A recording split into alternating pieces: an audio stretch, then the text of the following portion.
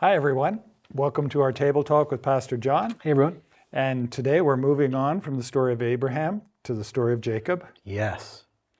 And it's quite a story. I bet you there's some clinical psychologists and some family, therapists who are just going, this is a dumpster fire. Right. And it is. Yeah, it is. So what we have going is we have promise. Yep. We have faith. Yes. We have waiting. Yeah. We have uber challenges. Yes. So God is working in the midst of all that. Totally. And again, tongue in cheek, but not really. Like, number one, we should all thank God that God's promises are just going to happen. Like, God's will won't be thwarted. Mm-hmm. Number two, if he can use a family like this, he can use any of us. Right. It's like when we talked about earlier this year, even the story of Peter, you're just like, when you really hear it, you're like, he could probably use me too. Right. Mm-hmm. Right. Okay.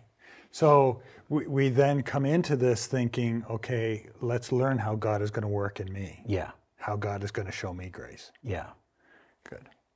So we bump into a parallel right away between Sarai and Rebecca. Right. And both of them have this issue with fertility. Yes. Or the guys do, but the Bible just doesn't tell us. Okay. Yeah. Yeah. So in the midst of all that, there needs to be patience and there needs to be prayer. Well, yeah, and I said this in the message, I think it's so important. Like, Isaac prayed 20 years. This is what I talked about, I think, last week too. If you read the Bible too quickly, you miss between one or two verses, there can be decades. And so Isaac knew what God promised his dad. And Isaac knew what he'd promised. Isaac knew what God had promised him. So he was praying, and this is going to get even clearer next week. Isaac's only praying, and then Jacob is only going to pray what God has already promised. It's just saying to God, you started this, not me. I mean, that's the best type of prayer. Right. When you know certain things are guaranteed, we talked about this last week, you can say, well, this is your word, not my word. It's your glory, not my glory. It's your name at stake, not mine. And I think that's the essence of how it gives them the gas to keep going. Right. Yeah. Right. Right. So it comes back to what God has already done, because Isaac's the miracle child, as you point out. 100%. And he's lived, I mean, he's about to be sacrificed. God, like, when you look at Isaac's life, he knows who God is now. So he knows how to talk to him. Right. And he's seen Abraham as an example. Yes. He's seen Abraham and his mom, the good, and he's seen so much. But in his own life, he's living proof that God is faithful. Right. Right. And so God works in the midst of that. Yep.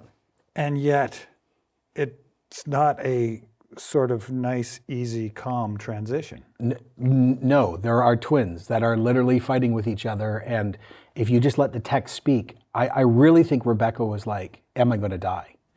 Or am I going to lose the kids? Sure. Like, you can just feel that in the text. Sure. And my wife, with our second child and our third child, had real serious complications. And the terror of that moment, especially after infertility issues, right? Like, we've had nothing. And then there's this miracle, and then it feels like the miracle's gonna be robbed. You just feel the tension in it. And then right from the womb out, the brothers hate each other. Like, this is not the idyllic family you want. No. And then it seems that mom and dad enforce the hate. Right. Trouble. Yeah, it's so fractured. Yes. And God is speaking in the midst of this. Yeah. He's already said these are going to be two nations. They're going to fight each other. Yep. And so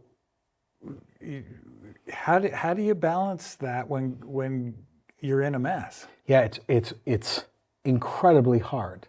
Like I said, like when you read this part of Scripture, it offends every modern person because it violates my democratic right. And it violates every ancient person's world that the older should have the predominance, right? I think here's what this forces us into a corner.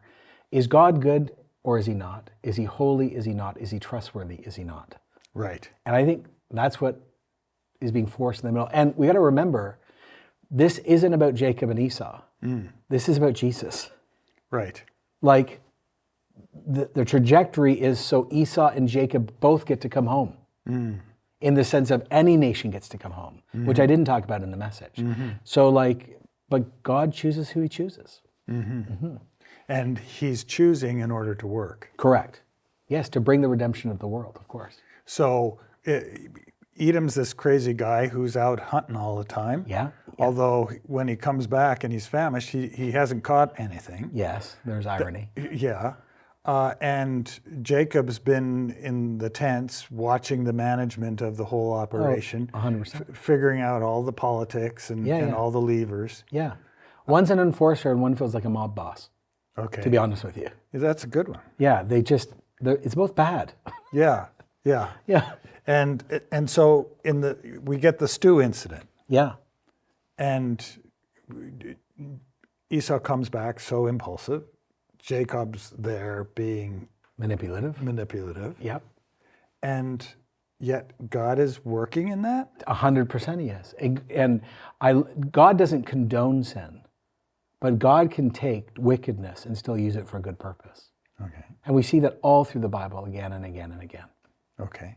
Okay. So in other words, out of all that, the trust is going to fall on Jacob, even though he has so much to learn. Sure.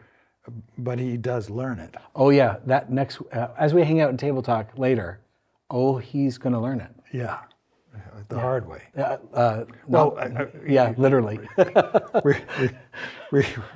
I'm getting ahead of us. Yeah. And so at one point you say that God's purpose in election is mercy. Yeah, and this is, again, I know election and sovereignty and choosing is so difficult and hard, and there's so much debate between Christians. Is it passive? Is it active? But at the end of the day, for Christians, the idea of calling is meant to be pastorally comforting. Because it's then saying again, nothing can take away what I've been given. Because I love the phrase in Romans, it's not up to human desire or effort. Desire and effort are two very different things and very strong things, but neither of them are strong enough. Right.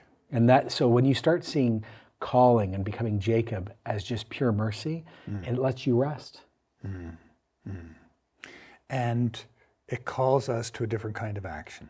It calls us to persistent prayer, persistent belief, persistent hope. Yeah, and I think the call, and I think in Connect groups it would be great to talk about from last week to this week again, what promises are you praying into that you think aren't happening or have not happened? How long have you prayed over something? You can encourage people to keep praying in and around those things. And I also think too that the idea of calling is the rootedness of hope. It'd be interesting to talk about in groups what that means. Right, right. So there's lots of room for great discussion once again. And we just pray that God would help you to have his vision of his mercy and his hope. Yeah. God bless everyone. God bless.